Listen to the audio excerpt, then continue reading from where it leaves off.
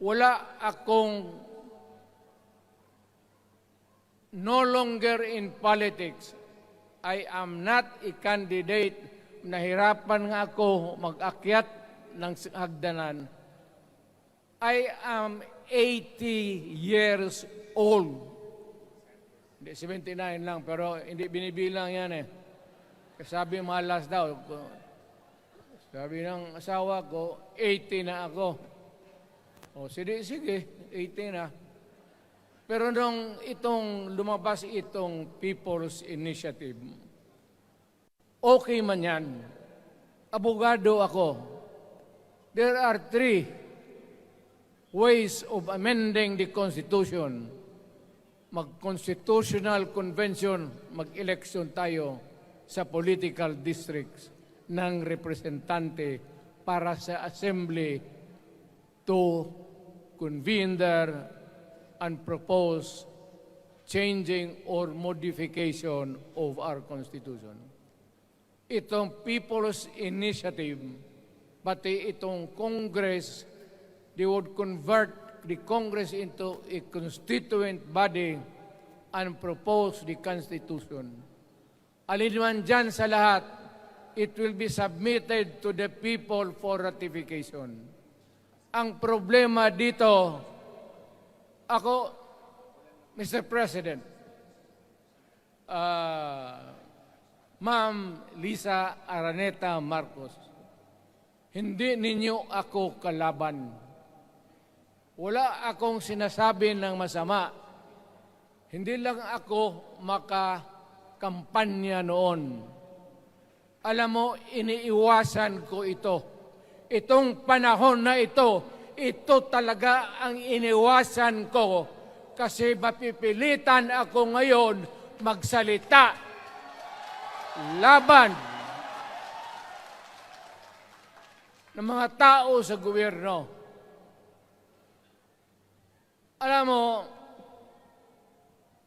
Mr. President, hindi ako maghingi ng tawad. Kagawan mo yan eh.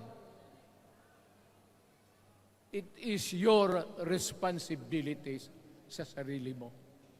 What you do in this world binds you. Iyo yan. Huwag mong sisihin ang ibang tao kasi sarili mong utak at katawan yan. Nung ako'y mayor, pinakitaan ako ng evidence ng PDEA. Doon sa listahan, nandoon yung pangalan mo. Ayaw kong sabihin yan kasi magkaibigan tayo. Kung hindi magkaibigan, magkakilala. Ikaw pumapasok kayo ng alanganin. Mr. President, baka susunod ka sa dinaanan ng tatay mo. Diyan ako takot. Ayaw ko mangyari sa iyo yan. Pabor lang, ako namang nagmamakaawa kasi it will divide the nation at madugo itong panahon na ito. Alam mo, Mr. President, sabihin ko maya sa tao kung ano ka. Noong unang panahon, hindi tayo puro Bisaya, nagkita-kita doon sa Luzon. There was a community of Filipinos. Galing Visayas, galing Ilonggo, galing Waray, galing Mindanao, galing Hulo, galing Lanao, Cebu, Samar, at Taas, Pampanga, Apare, nagkita-kita yung mga minono natin. Kasi hinawakan tayo ng Espanyol, pati Amerikano. Nung dumating ang panahon na tayo'y nagkaharap na, sabi ng mga lolo natin, ano ang gawain natin sa bayan natin? Pwede ba tayong magbarangay-barangay lang o magkaisa tayo? Di na bale, iba-iba ang salita natin.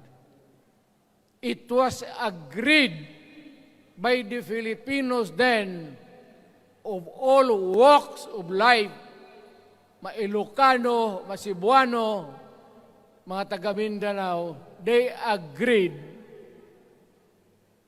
to form a constitution. Huwag ninyong pakialaman ang konstitusyon kasi yun ang bahay opisyal ng Pilipino. Anak ka ng, bakit pumasok sa utak ninyo yung People's Initiative? Anong nakain ninyo? There's nothing wrong with the Constitution right now. Alam mo, sa umpisa pa lang, nagdududa na ako. Bakit? People's Initiative manggaling sa tao. Dito, mga congressman,